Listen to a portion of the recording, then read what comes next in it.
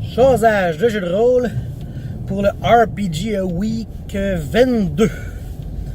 La question c'est comment créer la peur, créer l'angoisse, mettre une ambiance. Je vous dirais que j'ai jamais été le gars qui a mis l'emphase sur l'ambiance.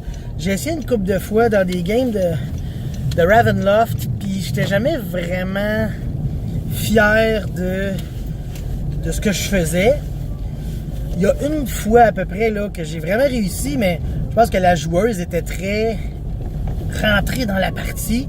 Puis là, je décrivais qu'elle c'était un voleur, puis là, je décrivais qu'elle longeait la bâtisse. Puis là, je dis, elle regardait à l'intérieur de la maison. Puis là, j'ai dit, fais-moi un jet de stealth. Puis là, elle brasse son jet. Puis là, je dis, fait que là, tu regardes par la fenêtre. Puis là, tu vois une grosse face apparaître. Puis elle a comme fait le saut, elle a eu peur. Là, j'ai vu que cette personne-là avait été dans l'ambiance. J'avais aimé ça, tu sais. Mais c'était pas prévu comme ça. Ça a été juste...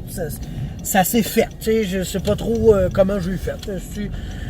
Mais, avec du recul, avec mon expérience, avec celle des autres, j'ai peut-être réalisé que j'avais pris le temps de décrire la scène. Puis j'avais vraiment été sérieux. Puis... honnêtement, si j'avais un professeur de peur là, que je prendrais, là, ben j'irais prendre des cours de Ratburger. Je sais qu'il y a des cours de karaté, il n'y a pas le temps là, de donner des cours de peur. Là. Mais quand on joue dans sa game de Cthulhu, on ressent l'ambiance. Je suis pas quelqu'un qui a peur facilement. Je sais que c'est un jeu, puis je sais que c'est un film, puis mais on ressent. Je suis capable de jouer la peur dans mon personnage, tu sais. C'est ça que j'aime, fait que dans le fond, qu'est-ce que lui fait, c'est parfait.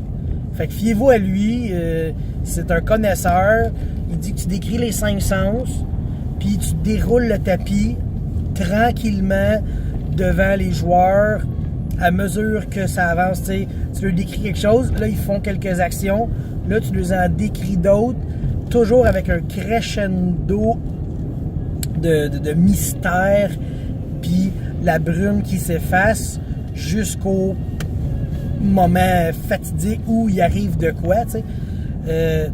Si j'ai quelque chose à dire là-dessus aussi, moi, en tout cas, j'ai toujours considéré qu'un jump scare n'est pas la peur. Donc, dans les jeux de rôle, c'est rare, là, mais dans les films, là, ça, c'est un gros non. Pas de jump scare, c'est juste pas intéressant.